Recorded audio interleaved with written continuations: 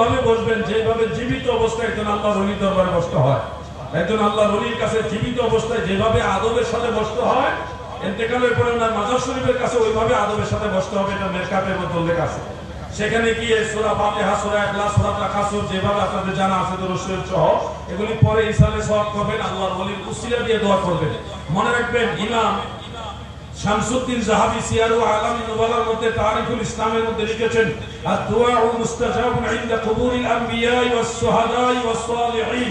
নবী রাসূল, সিদ্দিক, শুহাদায়ে কেরাম, আউলিয়ায়ে কেরাম যারা তাদের মাজারের কাছে গিয়ে যদি আপনি দোয়া করেন, সেই দোয়াটা নিশ্চিত আল্লাহর দরবারে কবুল হয়ে যায়। সুবহানাল্লাহ।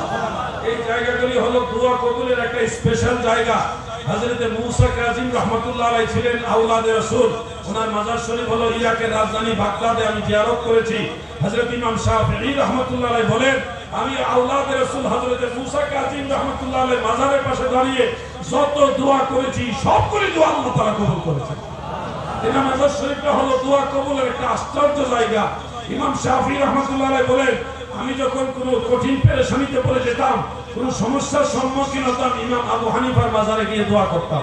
প্রথমে 2 রাকাত নামাজ আদায় করতাম, তারপরে ওয়াসালতুল্লাহ ইনদা কবরিহি, আমি তার মাজারের পাশে দাঁড়িয়ে দোয়া করতাম। ইমাম আহমদ বিন হাম্বল রাহমাতুল্লাহ আলাইহি বলেছেন, খতিবে বাগদাদি তার তারিখে উল্লেখ করেন, হযরত মারুফ কারখি রাহমাতুল্লাহ আলাইহি তিনের মাজার কারাক শহরে, আমি সেই মাজারও জিয়ারত করেছি। ইমাম আহমদ বিন হাম্বল বলেন যে ওই মাজারে যারা জিয়ারত করেছে এবং দোয়া করেছে তাদের প্রত্যেকটা দোয়া আল্লাহর দরবারে কবুল হয়ে যায়। সুবহানাল্লাহ। আমিও নিয়ত করে করে বিশেষ কিছু দোয়া করে আসছি, আলহামদুলিল্লাহ আমারও সেই দোয়াগুলি কবুল হয়েছে। আপনারাও এই আল্লাহর ওলিদের মাজারের কাছে গিয়ে বসবেন, তবে মাজারে সেজদা করবেন না, মাজারে জিয়ারত করবেন, আদবের সাথে বসবেন, সময় সুযোগ হলে হাত দিয়ে ছুঁয়ে এইভাবে চুম্বন করবেন। আর যদি খাস মজলিস হয় তখন মাজারে সরাসরি চুমা খাওয়ারও বিধান আছে। এটা জমহুরের বিধান না হইলেও বাহাদুর ফুকাহায়ে কেরাম এটা জায়েজ বলেছে, ফতোয়া আলমগীরের মধ্যে আছে। সুযোগ হলে সবার সামনে না, তাইলে দেখা যাবে ওই চুমা দিতে দিতে একসময় মানুষ সেজদা দেওয়া শুরু করবে। সতর্কতা, যে খাস মজলিস আছে সেক্ষেত্রে আপনার মায়ের কবরে চুমা খাইতে পারবেন, বাবার কবরে চুমা খাইতে পারবেন, আল্লাহর ওলির কবরে চুমা খাইতে পারবেন, জায়েজ আছে।